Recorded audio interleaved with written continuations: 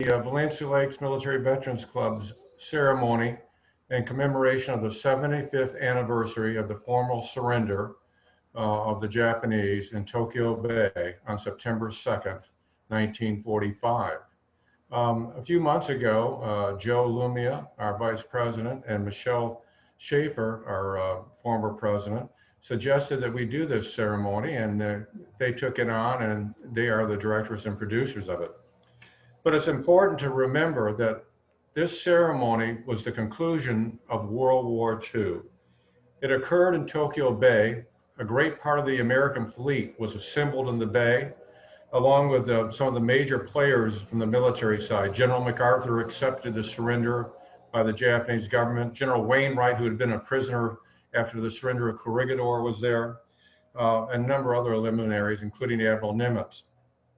But the focus of this presentation is really not so much on the war, although we're going to talk about the parts of people in the war. It's on what was going on the home front, as well as the challenges facing people as they returned. I want to thank Joe and Michelle for putting this on. And with that, I introduce Joe Lumia, our Vice President and President-elect. Joe, you want to take it? Thank you, Charlie. And thank you all for attending today's virtual celebration of the end of World War II. What you'll experience today are a series of interviews, videos, narrations, and photo shows that commemorate this great milestone in our country and the world's history. To start this program, Bill Schaefer, Valencia Lakes Military Veterans Club chaplain, will lead us in the Pledge of Allegiance.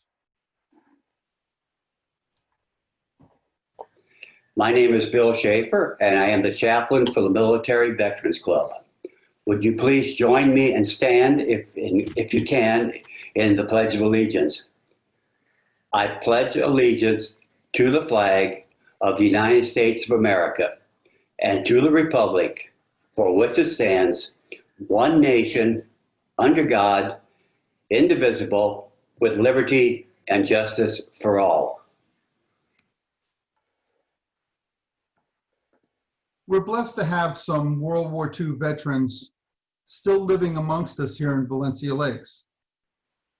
Joe Kay was a naval aerial photographer and was responsible for capturing many famous and infamous and not so famous events of the war.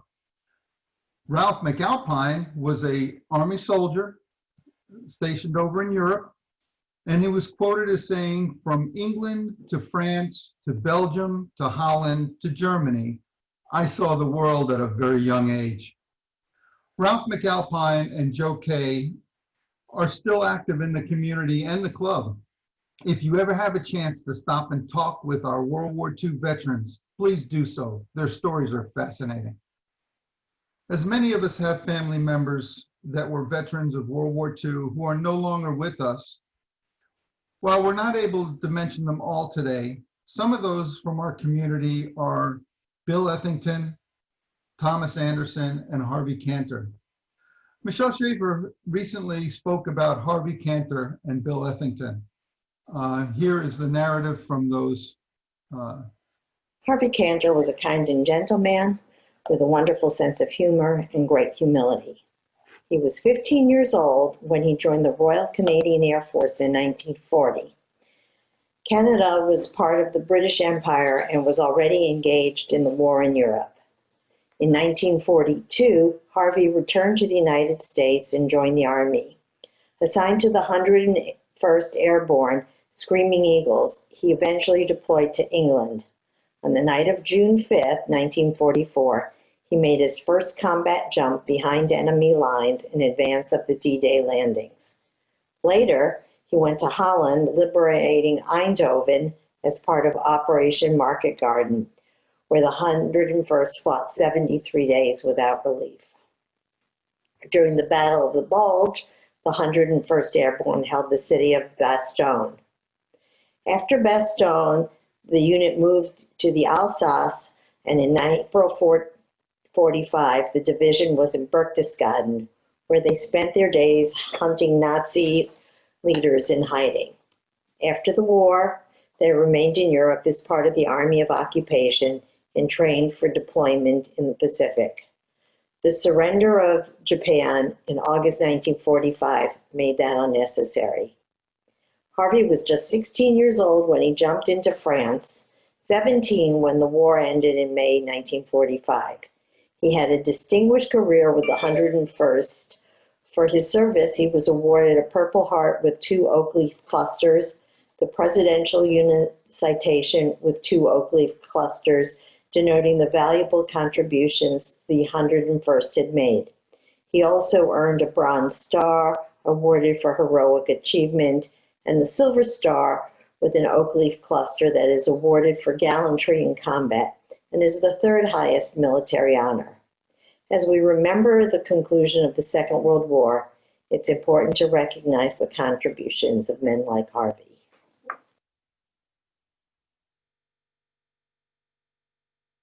Bill Ethington and his best friend, Harold Baker, joined the Navy at the beginning of the war. Enlisting in the Seabees, they spent the war serving in the Pacific. They saw action in far-flung places such as Guadalcanal, New Caledonia, and elsewhere throughout the Pacific as part of the island hopping campaign. Following their discharge from the Navy, Harold, soon to be married to Bill's sister, brought Bill home with him. Bill met his wife, Mary, at that time, and they were married for 69 years before Bill passed away. Bill and Mary retired to Valencia Lakes.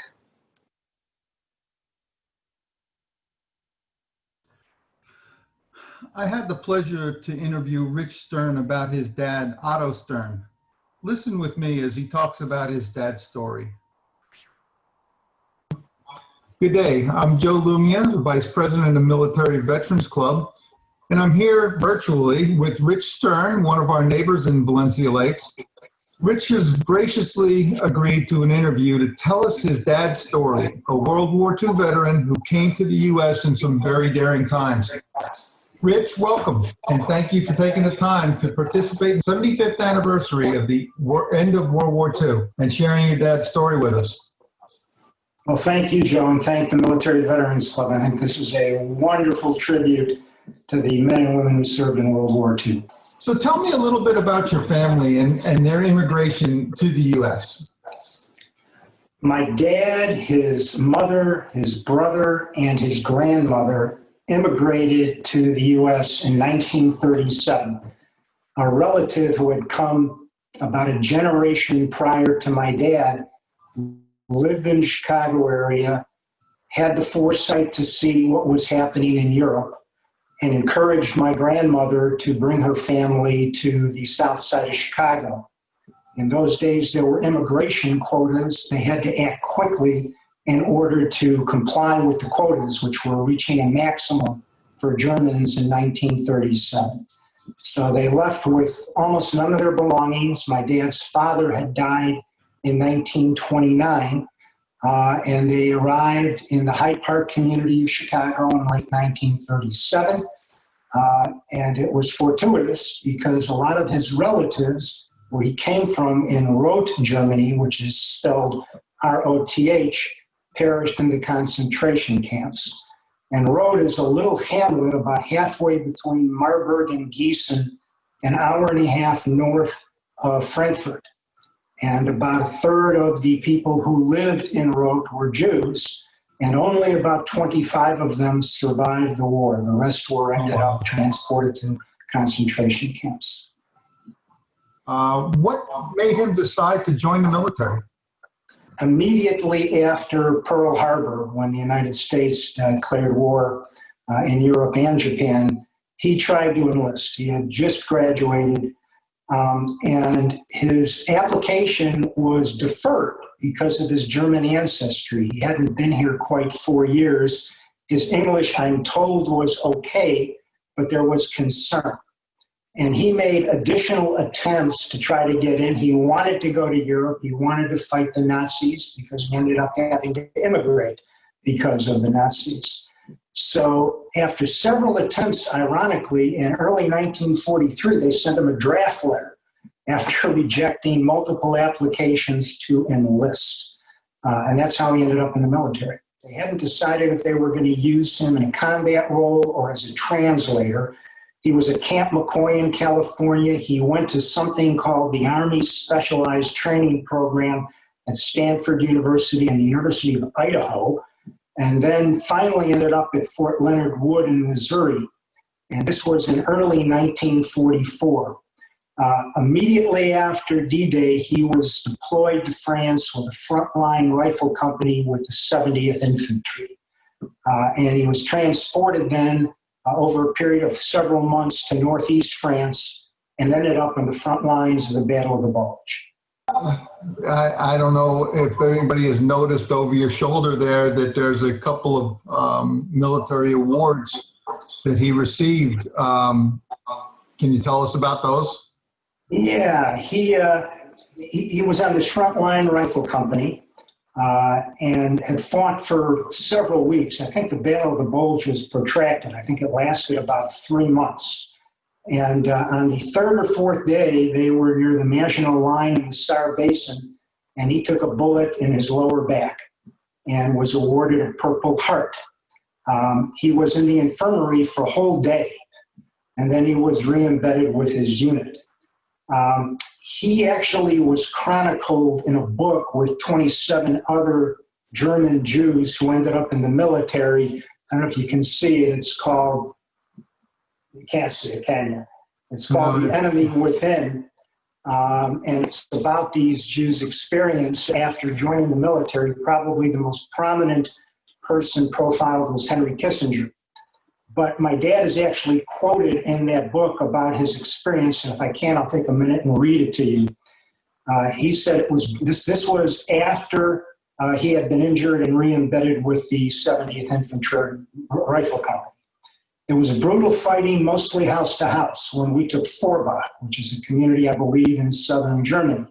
I was chosen to lead a patrol to the Saar River, which divided France from Germany. While on the patrol, we encountered 8 Germans with their guns pointed at us. I yelled to them in German, and over a period of a half hour, without a shot, they surrendered to us. There were 8 of them and 3 of us.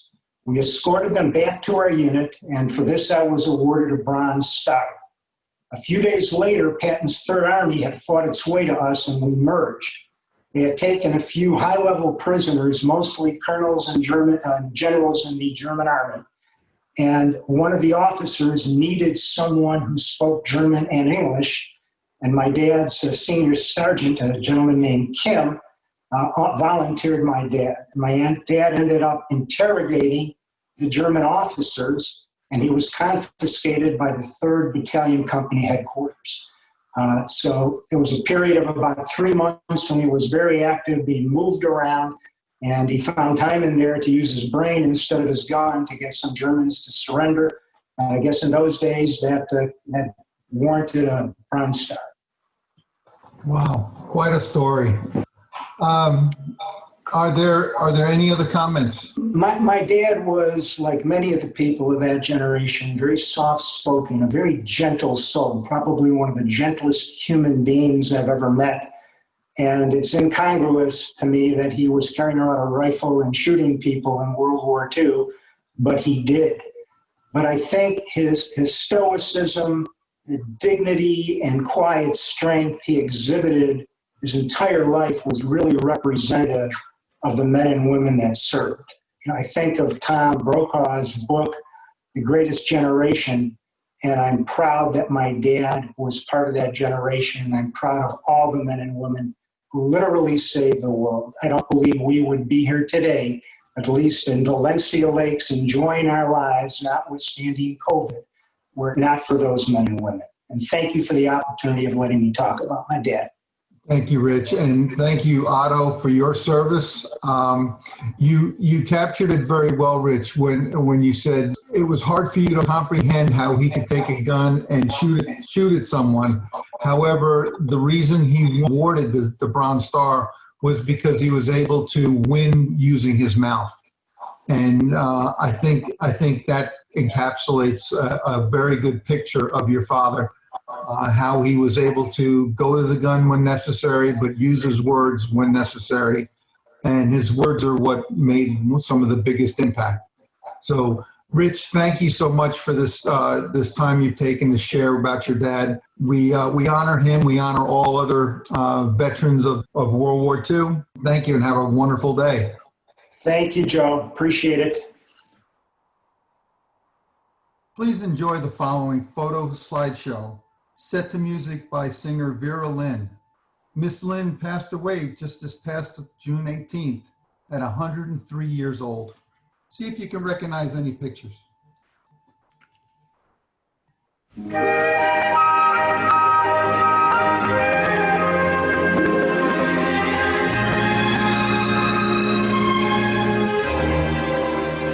There'll be bluebirds over the white cliffs of Dover tomorrow. Just you wait and see. There'll be love and laughter and peace ever after tomorrow, when the world is free. The shepherd will tend his sheep, the valley will bloom again, and Jimmy will go to sleep in his own little room again.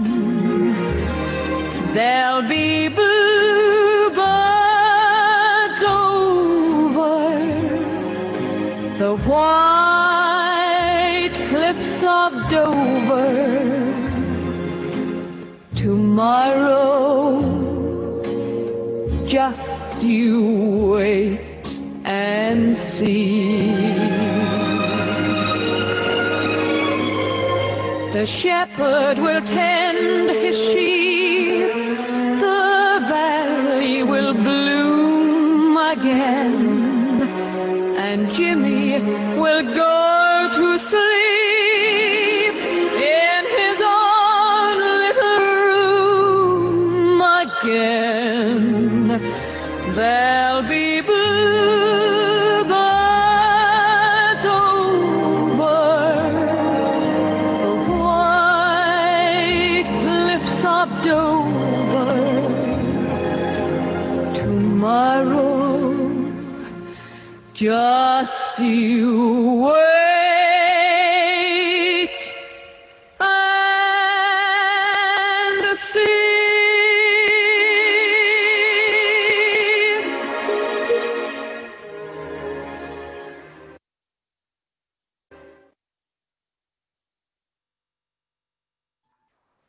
Celebrations occurred all over the world when the war was over.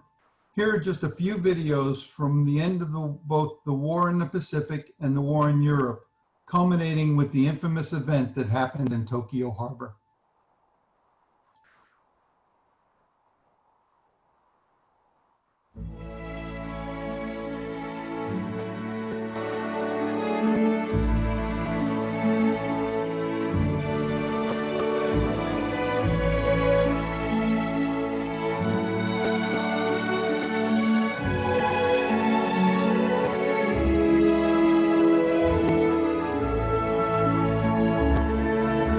Hostilities will end officially at 1 minute after midnight tonight, Tuesday, the 8th of May. Today is Victory in Europe Day.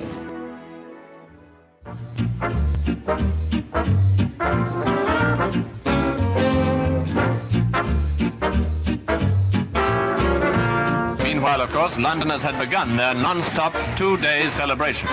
The end of the German war had come 11 months after the landings in Normandy. V-Day came less than a year after D-Day. Outside the gates of Buckingham Palace, the people gather in their thousands.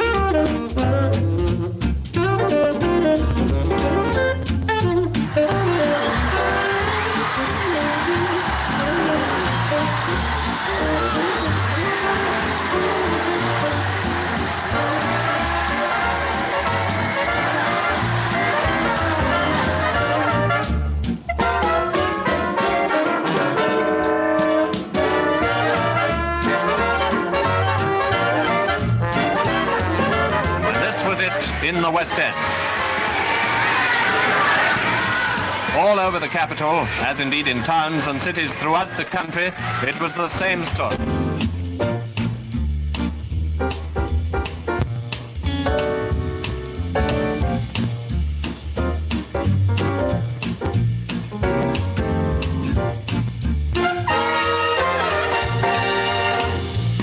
London made a night of it. Piccadilly Circus was the center of it all.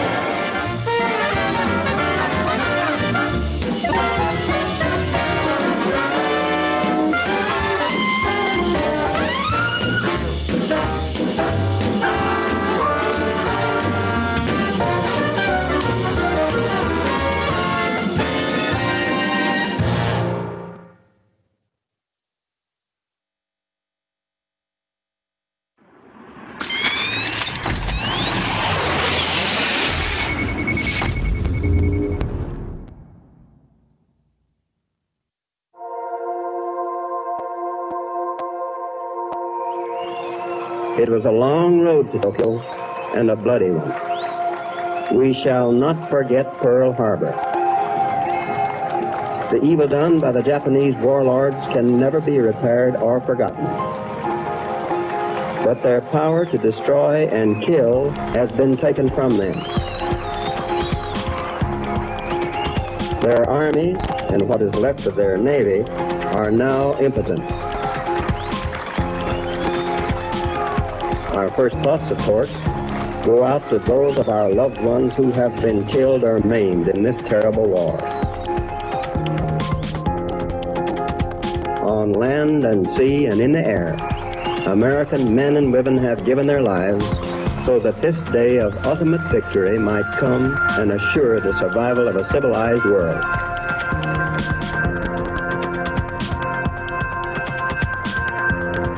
No victory can make good their loss.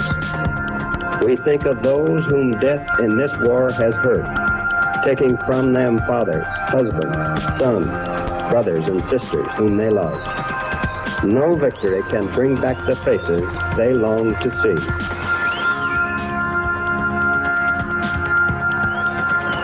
Only the knowledge that the victory, which these sacrifices have made possible, will be wisely used, can give them any comfort.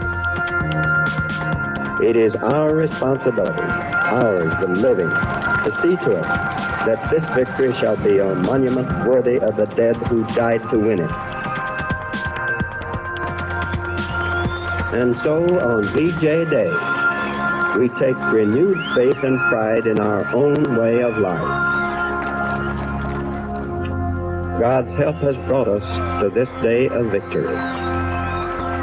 With His help, we will attain that peace and prosperity for ourselves and all the world in the years ahead.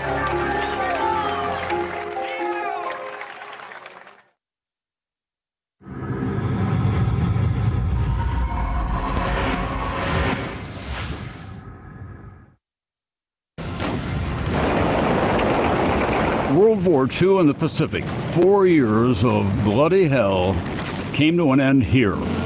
September 2nd, 1945, a solemn ceremony on the deck of the USS Missouri in Tokyo Bay.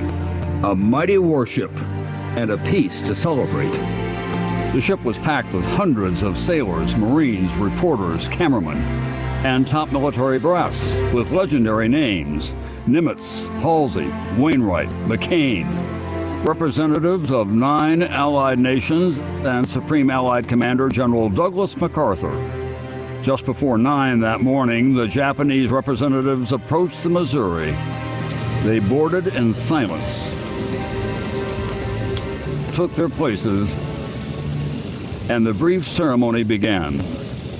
It is my earnest hope, and indeed the hope of all mankind, that from this solemn occasion a better world shall emerge out of the blood and carnage of the past. MacArthur was about to become the interim ruler of Japan, and the Japanese people, defeated and afraid, did not know what to expect until this moment. I announce it my firm purpose to proceed in the discharge of my responsibilities with justice and tolerance. Justice and tolerance. With those words, one Japanese delegate later said, the deck of the Missouri was transformed into an altar of peace. The Japanese foreign minister signed the instrument of surrender, followed by the Army Chief of Staff. General MacArthur signed. Eyewitnesses saw his hands tremble.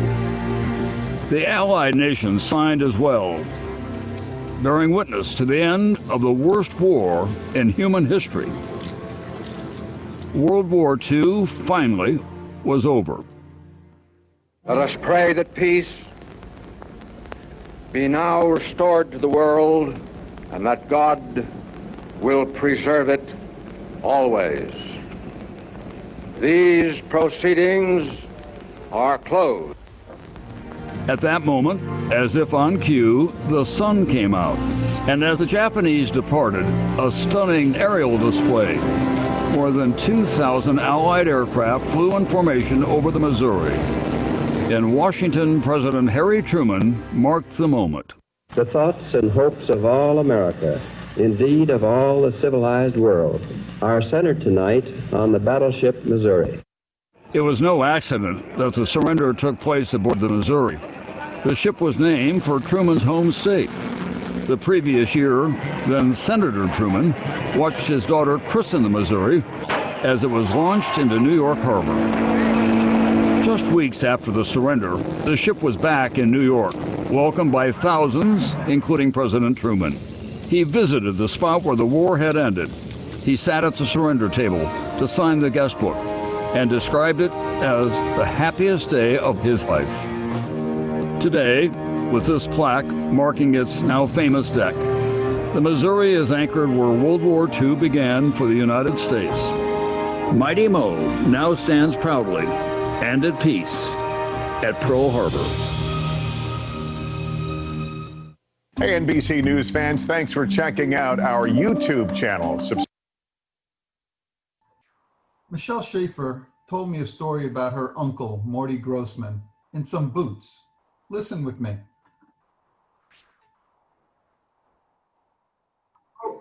Good afternoon, everybody. Okay. I'm Joe Lewis.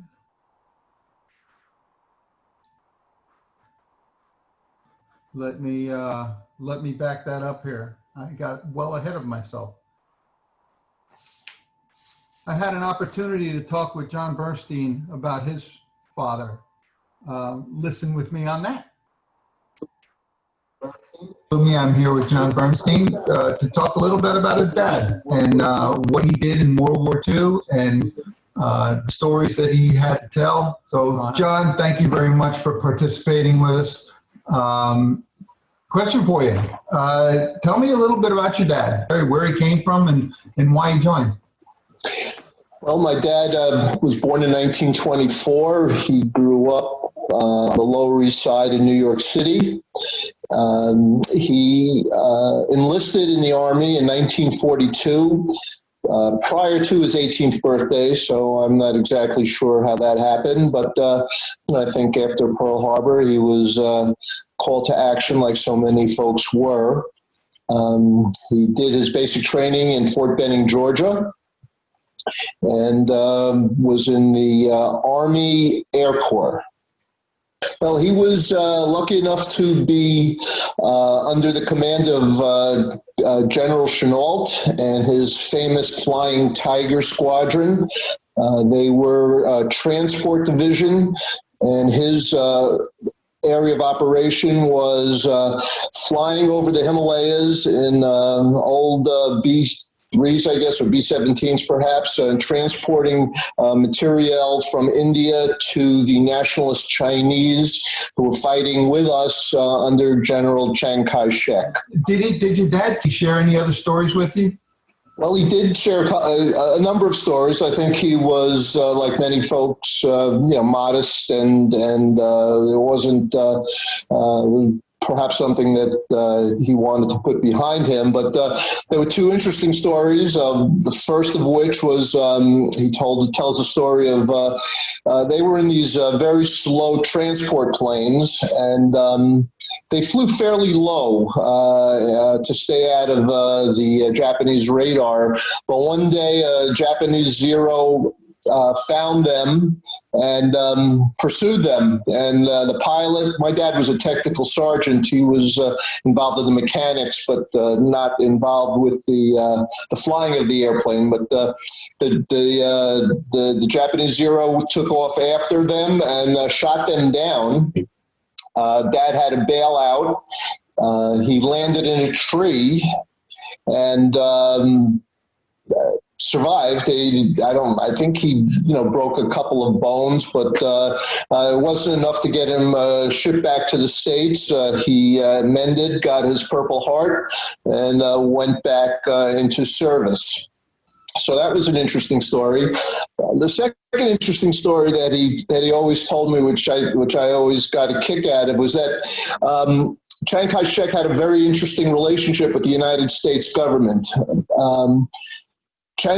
My dad and I don't know if all, but many of the soldiers stationed in China were paid in Chinese currency. So Chiang Kai-shek received U.S. currency from the American government, and he then paid the U.S. soldiers in Chinese currency.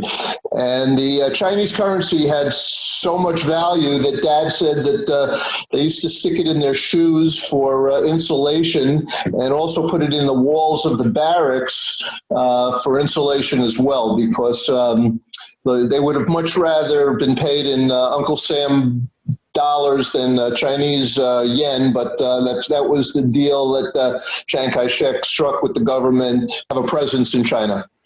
I never realized that American forces were being paid for with Chinese currency. Anything else you'd like to tell us about your dad or World War II or your family? Well, when Dad came home, like so many others, he started a family, went into business, but he never really forgot his connection to the service. He was a lifelong member of the Jewish War Veterans, and when he lived out in California, attended a number of meetings that were held out there, and had some of his charitable intent went to veteran organizations. So, his service, while he gave it willingly, it lasted through his lifetime, and like so many others, it had a very meaningful impact on the way he lived his life. Well, that's awesome. John, I really appreciate it. One thing I didn't ask, and that's my fault, and I'm remiss, but what was your dad's name? His name was Hyman David Burstein. If it weren't for World War, for his service, I don't know. I'm not sure he ever would have left New York City. So it opened up a whole new world, so to speak, for him, and made it easier, I think, for him to embrace different places and different things when he encountered them after serving. And as well for your family. John, thank you so much. Had it not been for the World War II veterans and all they gave and all they did, things today would be a whole lot different. And we all know that, and we all hopefully all understand that. But thank you again. I appreciate you taking the time and talking with us. And you just have a great day.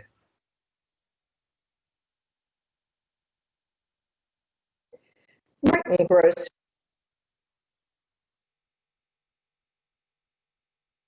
Grossman, Michelle Schaefer's uncle, joined the Army in 1940 and was assigned to the 4th Cavalry.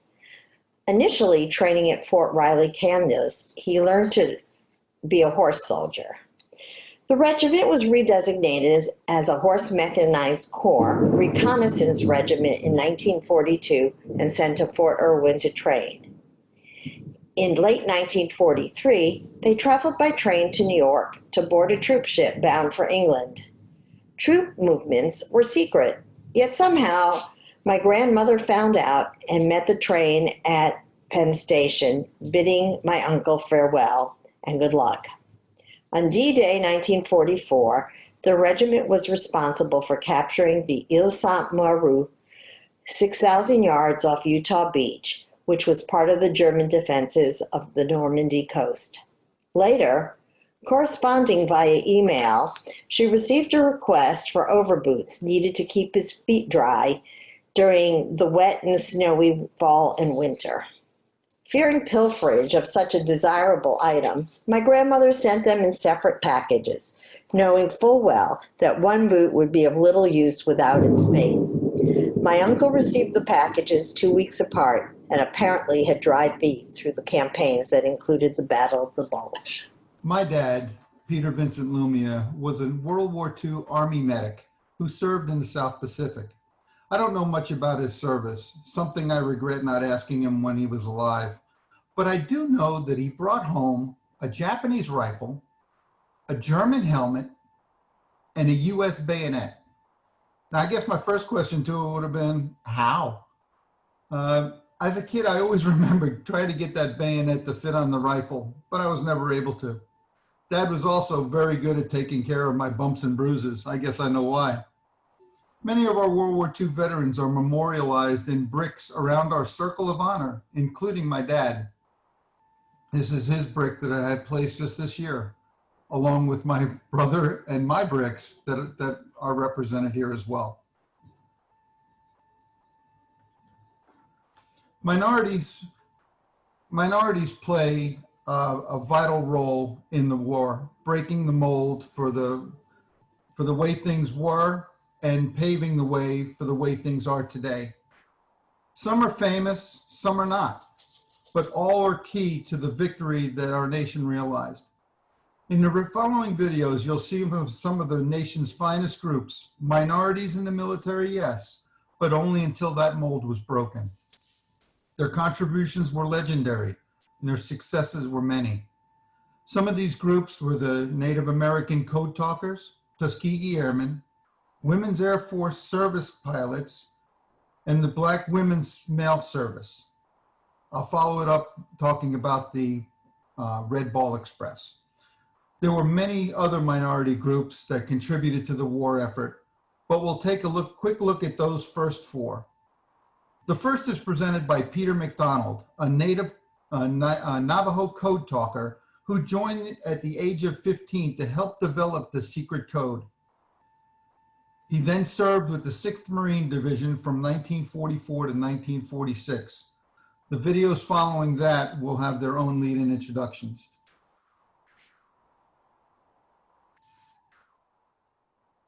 Over 200 Navajo code talkers participated on the landing of Iwo Jima.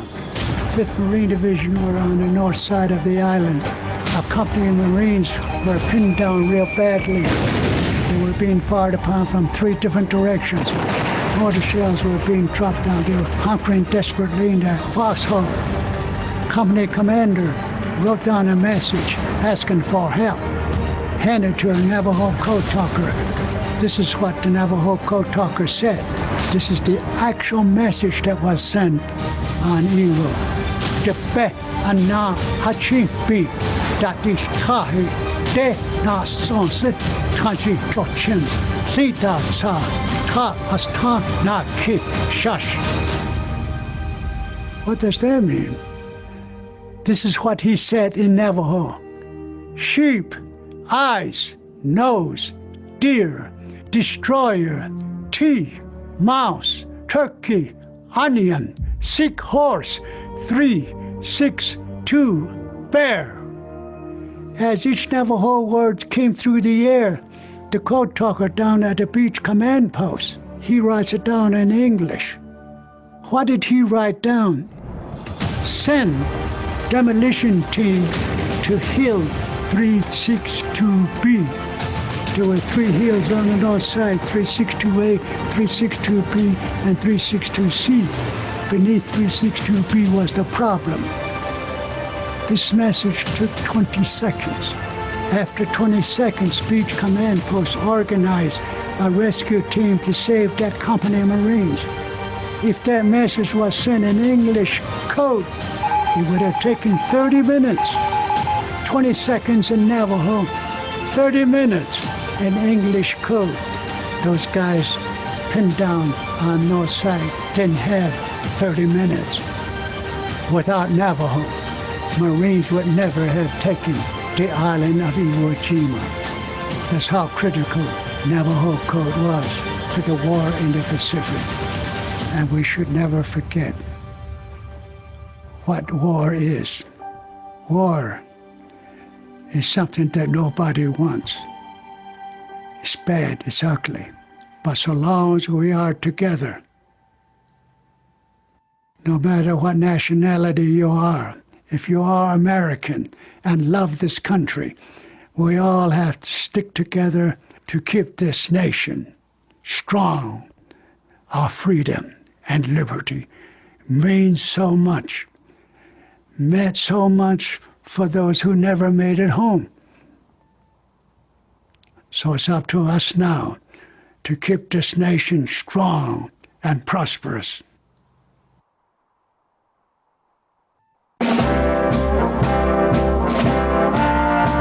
They were pioneers who blazed a trail through the war-torn skies over Europe. Before the Tuskegee Airmen of World War II, no black American had ever been a U.S. military pilot. After the Tuskegee Airmen, the U.S. military would never be the same. Widespread discrimination prevented African Americans from flying during the First World War. For the next 20 years, the pressure would slowly build to allow black pilots to serve in the sky. Finally, in 1941, the Army launched what it called an experiment, the segregated 99th Fighter Squadron. That squadron would train at an airfield near Tuskegee Institute in Alabama, and thus the Tuskegee Airmen were born. To be clear, not every airman was a pilot. For every man who flew, there were 10 keeping him in the air, men and women, military and civilian, who served on ground duty support, like mechanics, supply personnel, cooks, and more. And not all were black. Some were white or Latino or Native American. One notable woman who helped the Tuskegee Airmen take off into history was the First Lady of the United States. Eleanor Roosevelt visited the squadron in 1941 and insisted a black pilot take her up, and that photographs would be taken. These photographs helped convince President Franklin Delano Roosevelt to send the unit into action, first in North Africa and later in Europe. The 99th, along with other squadrons, would later form the 332nd Fighter Group in Europe, their planes boasting tails painted bright red. In Europe, the airmen would fly more than 15,000 sorties, completing an unequaled 1,500 combat missions, all while showing great courage, skill, and dedication. Among their decorations, 150 distinguished flying crosses. Squadron leader Benjamin O. Davis Jr. would eventually rise to the rank of 3-star general, receiving a 4th star post-retirement. The Tuskegee Airmen were deactivated in 1946. The experiment a great success, but more than that, the brave flyers had proved themselves in combat, and their performance helped pave the way for desegregation of the military in 1948. Today, the National Park Service's Tuskegee Airmen National Historic Site in Alabama helps tell their story and preserves their memory for all time.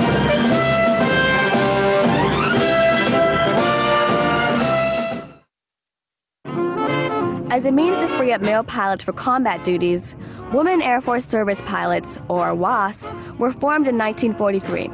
The WASP were a merging of 2 earlier, relatively independent civil service programs for women pilots, led by Jackie Cochran and Nancy Love.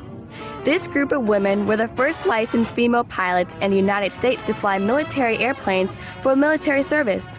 The WASP flew every type of aircraft in Army Air Force's inventory. Their duties included almost all non-combat missions, such as ferrying, towing targets for air-to-air gunnery practice, test flights, flight instruction, and cargo and personnel transport. When the program abruptly ended in December 1944, with the defeat of a bill to militarize the WASP, the women returned to civilian life with no veterans benefits. it wasn't until 1979 that WASP service was considered active military service. WASP fulfilled all the expectations of those who initiated the program and helped to clear the way for women pilots of today. I'm honored to be joined here now by Elaine Harmon, Women Air Force Service pilot. Mrs. Harmon, can you tell me a little bit about the time period and what the nation's feelings were about the war? Well, of course, when Pearl Harbor happened, immediately everybody wanted to help out, do something that they could help out with the war effort. The government had set up a program knowing that we were very short of pilots, and they had set up a civilian pilot training program to train people and get them interested. We had very, very few pilots at the beginning of the war. Mm-hmm. By the end of the war, we had something like 1.5 million, I think it was. Wow. Some of whom we trained. Uh-huh. How did you find out about the Women Air Force Service pilots, and why did you decide to join? Well, who would pass up an opportunity like that? That's why I joined. But, and also it was to help with the war effort. Mm-hmm. Help with the war effort and enjoy what you're doing. Right. Mrs. Harmon, what does it mean for you to have had this opportunity? It's been the highlight of my life. Mm-hmm. And it's great because my grandchildren know that Granny's not just an old lady. Well, thank you so much, Ms. Harmon, for your service, and thank you for meeting with us. And thank you for inviting me. Tonight, there's an effort to give some of World War II's unsung heroes the recognition they so richly deserve. The 6888 Battalion was nearly 900 strong and the only all-black unit in the Women's Army Corps deployed to Europe. Jim Axelrod with their amazing story in tonight's Profiles in Service. At 96, one of the best parts of Lena King's day is going through her mail. We take it for granted today because we have so many means of communication. Not Lena, not since her time serving in World War II. I wanted to do something. Many of the 7 million Americans in Europe during the war were on the move.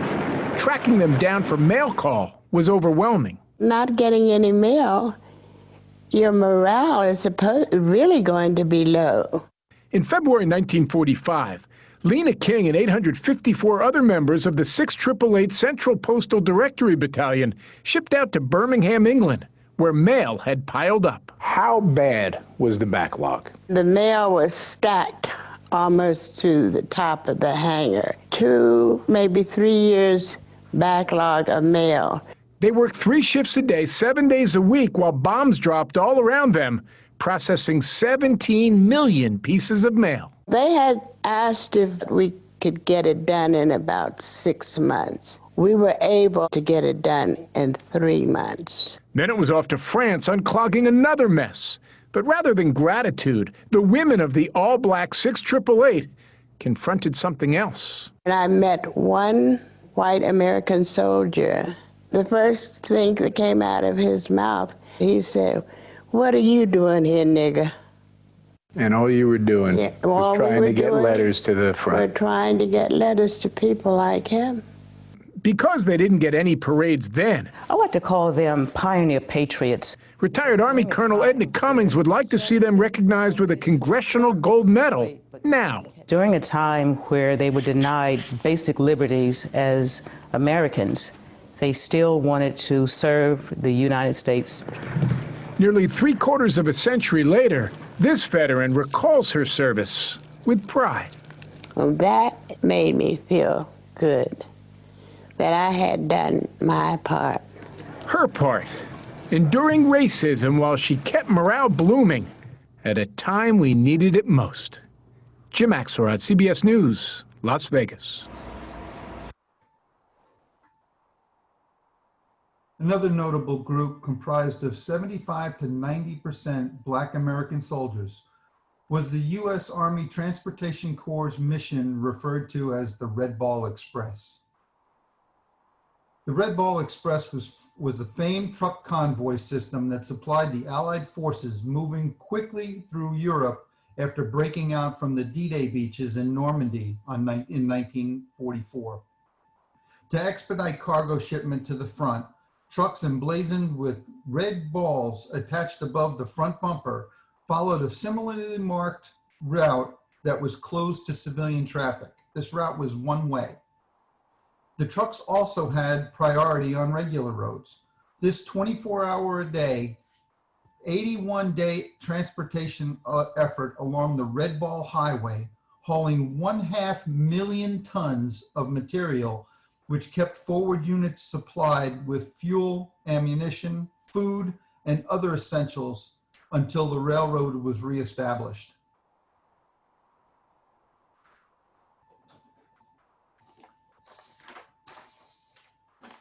World War II saw the national defense in full effect throughout the country. Michelle Schaefer had a chance to learn a little about it from her mom. Gilda Atkins, Michelle Schaefer's mother, was a teenager during World War II. She and her older sister were part of the civil defense effort.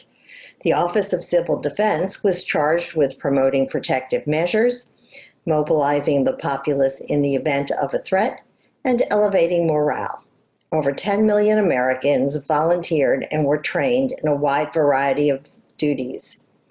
Gilda and her sister Bee were charged with standing a vigil on the rooftop of their apartment building. Armed with flashlights and whistles, it was their duty to raise the alarm in the event of an air raid. Fortunately, no air raid ever occurred.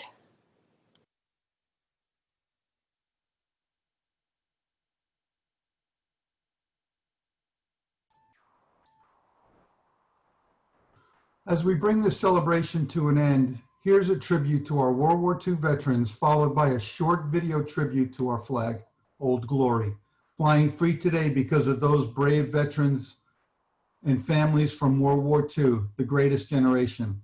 Their efforts are a cornerstone to our nation, to the foundation of the flag that flies today, with the freedoms and liberties that it represents. Thank you, World War II veterans and families. We're here because you served and cared.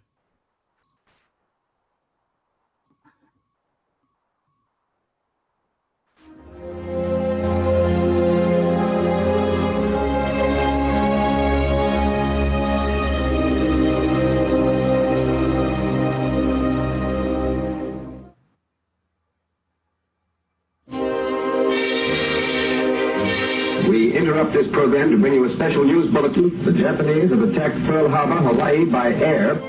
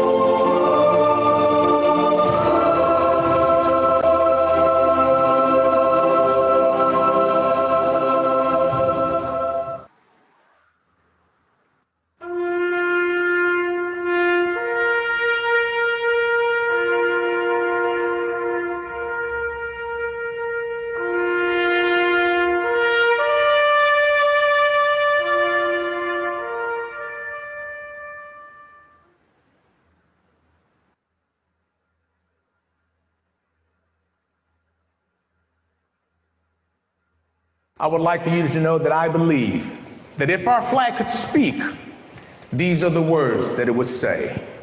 Ladies and gentlemen, I now present Old Glory. I am the flag of the United States of America. My name is Old Glory. I fly atop the world's tallest buildings, and I stand watch in America's halls of justice. I fly majestically across the great institutions of learning, and I stand guard with the greatest military power in the world. Look up and see me. I stand for peace, truth, honor, and justice. I stand for freedom. I am confident, I am brave, I am proud, and I am ready. When I am flown with my fellow banners, my head is held a little higher, my arms a little truer. Except for my God, I bow to no one. I am recognized all over the world. I am sovereign. I am saluted. I am respected. I am honored. I am loved. And yet I am feared. I have fought in every battle of every war for more than 200 years. Some of these battles include Gettysburg, Shiloh, Appomattox, San Juan Hill, the trenches of France, the Aragon Forest, Anzio, Rome, the beaches of Normandy, Guam, Okinawa, Korea, Quezon, Saigon, Vietnam, Afghanistan, Iraq, Kuwait, Syria, and scores of other places long forgotten by all, except those that were there with me. I know because I was there. I led my special operations forces in the quiet of the night, and at the tip of the spear, I saw them fight fearlessly throughout the globe every day of the year.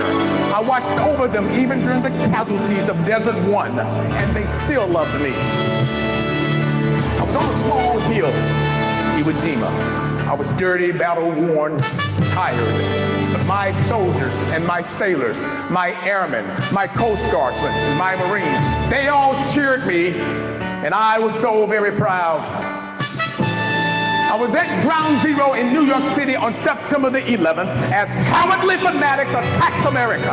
I was raised from the ashes of once proud buildings by brave firefighters. These were heroes who risked their lives to save others, showing all that America, although bloodied, will never be beaten, because those who would destroy me cannot win. For I am the symbol of freedom, of one nation under God, indivisible, with liberty and justice for all. I have been soiled, I've been burned, I've been torn, and I have been trampled on in the streets of my own country. And when it is done by those whom I have served with in battle, it hurts. But hear me today when I say, I will overcome because I am strong. I have slipped the surely bounds of earth, and from my vantage point on the moon, I stand watch over the uncharted new frontiers of space. And I have been that silent witness to all of America's finest hours. But my finest hour comes when my stripes are torn into strips to be used as bandages to cover the wounds of my fellow comrades on the field of battle. And also when I fly at half-mast to honor my soldiers and my sailors, my airmen, my Coast Guardsmen, and my Marines. But most importantly, when I'm placed into the trembling arms of a grieving mother at the gravesite of her fallen son or her fallen daughter, I am so very proud. My name is Old Glory. Long may I wave, dear God, long may I wave.